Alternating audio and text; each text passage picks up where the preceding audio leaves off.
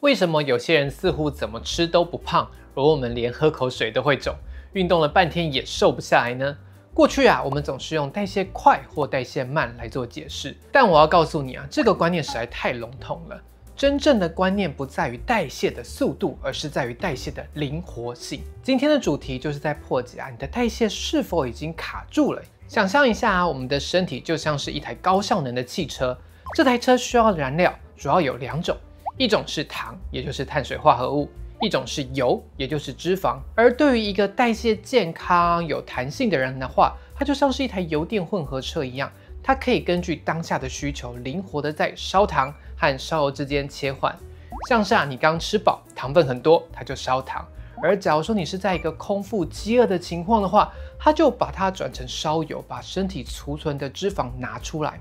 那為什麼會有這樣的設計呢？因為在古代啊，糧食取得不易，人們時常處於一個空腹飢餓的情況，所以在空腹時候選擇燃脂，把最重要的糖分留給你的大腦；而在進食之後或是處於壓力時啊，當然還是選擇燃糖啊，這樣才能維持所謂的高效反應。但是一個代謝僵硬的人啊，他就有點像是舊款的車子一樣啊，他的切換開關壞了。但即使你身體裡面的脂肪堆積如山，那個油箱是滿滿的，但它還是沒有辦法抽出來使用啦。所以這就解釋了你長期的痛點啊。為什麼我只要一斷食就會手抖、頭暈、精神不濟？因為你沒有辦法切換到燃油。那為什麼你吃飽很快又在餓呢？因為你的身體啊不斷的在燃燒葡萄糖，沒有辦法燃燒脂肪。那為什麼運動了半天根本沒瘦呢？因為你根本就沒有在燃脂嘛。所以啊，記住哦，這不是意志力，也不是你不夠努力，而是你身體切換燃料的開關壞了。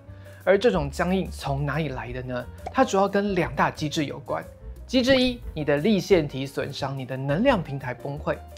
粒線體損傷啊，被視為是很多慢性成人病的重要致病機轉哦。在研究顯示啊，粒線體在維持細胞與全身恆力上扮演了非常核心的角色，是整合代謝、能量生成、脂質合成以及細胞訊號傳遞的關鍵平台。所以啊，在你能量很多、在糖分很多的時候，粒線體它會全力運轉，大量產能，但是同時也會產生大量的活性氧化物，導致生成能量的功能下降。那粒線體功能受損的同時，它無法有效燃燒脂肪，並且產生大量的具有細胞毒性的中間產物，也就是所謂的脂毒性。那這個東西會更進一步的傷害粒線體，導致代謝僵硬，讓粒線體失去在葡萄糖、脂肪，也就是燃糖跟燃油之間切換的能力。機制2，身體活動的不足哦，你的行為也會導致嚴重的代謝衝擊。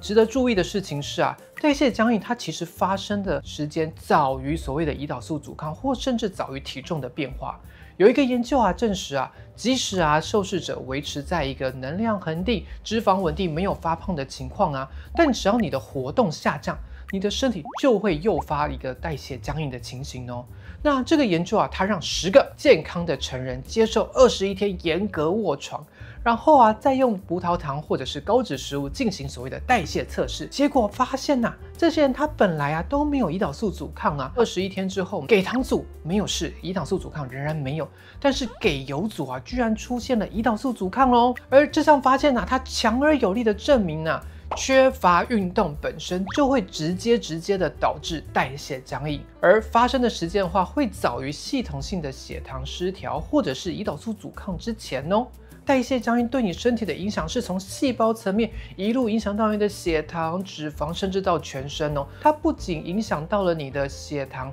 不僅影響到你的細胞無法有效的燃脂，而且重點是啊，这些剛剛提到的代謝產物會在細胞中堆積，導致脂毒性，導致發炎，增加代謝症候群，像是糖尿病、脂肪肝、心血管疾病、肌少症、癌症。為什麼會特別提到代謝僵硬呢？因為這種情況真的在門診中很常遇到哦。周醫師啊，在前幾周就遇到一個患者，她是42歲的女性，那身高172公分，體重大概105公斤左右啊。虽然她的體重比較重，但是在InBody顯示中啊，她的肌肉其實很多，但體脂肪也很高啦。他來的話其實就是很想要減重，但是他從小就胖，每次只要努力的減重，減了1-2公斤、2-3公斤就會卡住，很難堅持下去的原因是雖然他超級認真運動的，每周高強度運動至少有3次，但同時間他也非常容易餓，每一頓都一定要吃到很大的量他才會飽。那只要沒有吃到足夠量的話，他就會在下午時段整個餓到頭昏眼花，全身沒力、